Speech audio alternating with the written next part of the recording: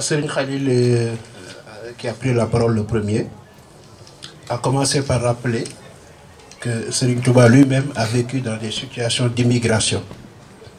Parce que lors de sa déportation, il a été mis avec des gens qui n'avaient pas sa même culture, qui n'avaient pas la même culture que lui, et qui n'étaient pas favorables à son comportement de quête de Dieu. Cela ne l'a pas empêché d'accéder à Dieu et de réaliser ses objectifs. Et Serigne Khalil nous rappelle que s'il a pu le faire, c'est par le comportement. Et Serigne Touba a formulé un ensemble de préceptes et d'enseignements qui permettent justement d'inculquer le meilleur des comportements à tout disciple. Et Serigne Khalil dit, celui qui intériorise l'enseignement de Serigne Touba est capable de s'intégrer dans tout milieu. Il raconte une anecdote. Quelqu'un avait confié son enfant à Serigne Touba pour qu'il l'éduque.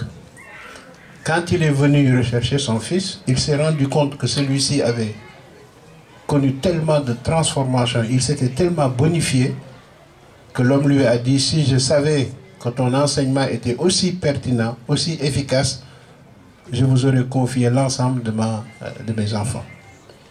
Serigne Khalil a dit également que Serigne Touba nous a donné un conseil sous forme de parabole, une sorte de sentence qu'il a tenu à nous rappeler. Il a dit que, en toute chose, privilégier ces trois comportements, ces trois vertus.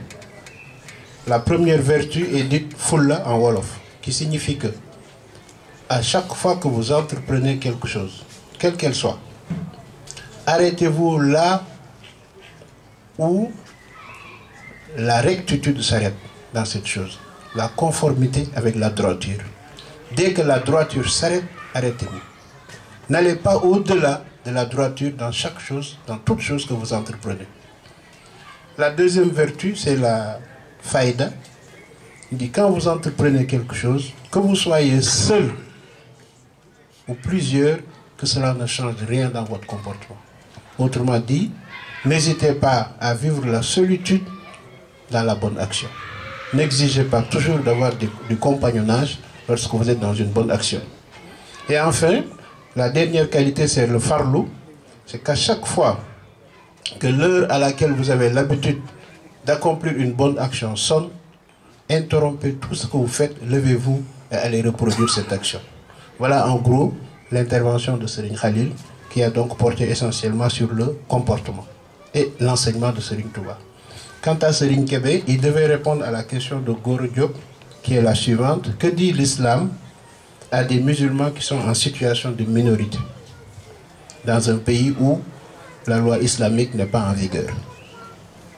Serigne Kébé dit, en rappelant une parole de Dieu, Dieu n'exige d'aucune créature ce qui est au-dessus de ses moyens.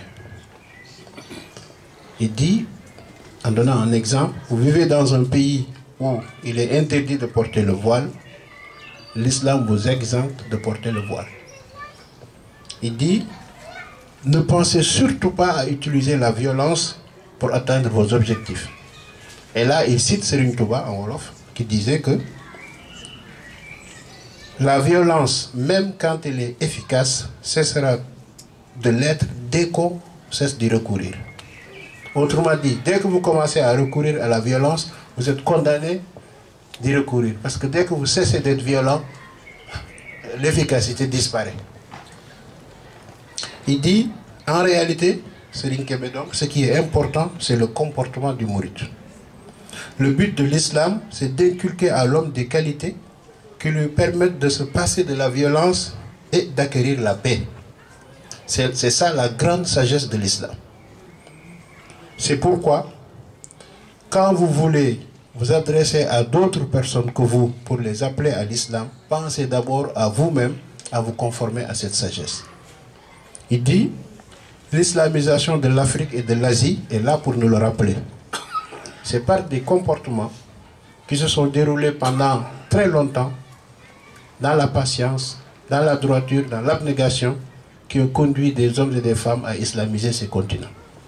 Mais il dit le meilleur exemple qui montre que c'est le comportement qui prime, c'est l'expansion du mouridisme en milieu urbain. il a rappelé que tout récemment, les villes sénégalaises étaient très hostiles aux mourides. Et c'est des petits groupes de mourides qui ont fait irruption dans ces villes, qui étaient dans le secteur informel, qui faisaient des petits boulots, qui ont émerveillé le reste de la population par leur comportement. Et c'est ainsi que le mouridisme a, petit à petit, pris racine dans les milieux urbains sénégalais.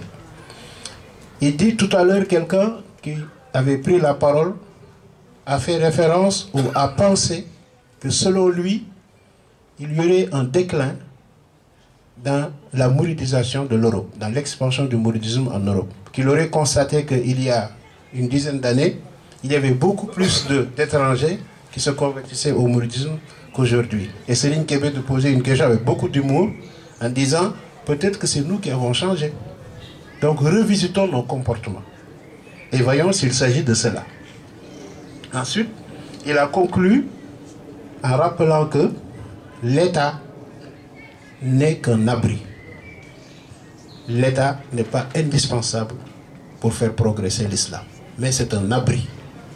Tant mieux s'il est là, ben, tant pis s'il n'est pas là. Mais il ne faut pas exiger ici et maintenant l'érection d'un État islamique, parce que ça n'est qu'un abri. L'essentiel, c'est dans les cœurs. Il dit, l'exemple de l'importance du comportement, vous l'avez dans le prophète. Il dit, Dieu a commencé d'abord par préparer le prophète avant de lui donner l'injonction d'aller vers les autres.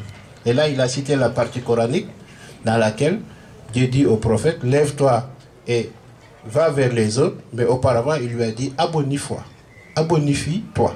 Donc Dieu a abonifié le prophète. Dieu a préparé intérieurement le prophète avant de lui donner l'injonction d'aller vers les autres. Donc Serigne Kébé de réitérer sa position en disant ce qui est important, donc c'est le comportement. Et surtout, il attire notre attention sur le côté contre-productif du mauvais comportement. Il dit, attention, si vous avez un comportement qui est tellement exécrable que ce que vous portez en vous, qui est l'islam, est jugé à travers votre comportement, vous êtes en train de porter préjudice à l'islam. L'islam est le meilleur des héritages. Nous l'avons amené en Europe. Nous devons avoir des comportements d'exemplarité. Si nous avons des comportements inverses, nous allons finir par porter préjudice à l'islam parce que personne qui nous voit n'aura envie d'épouser l'islam. Enfin, Serigne Kébé a insisté sur l'importance de l'éducation des enfants. Il dit qu'il faut inculquer aux enfants les bons comportements. Et en cela, il conclut en attirant l'attention sur l'importance du rôle que les Kër Serigne Touba peuvent jouer dans cette perspective.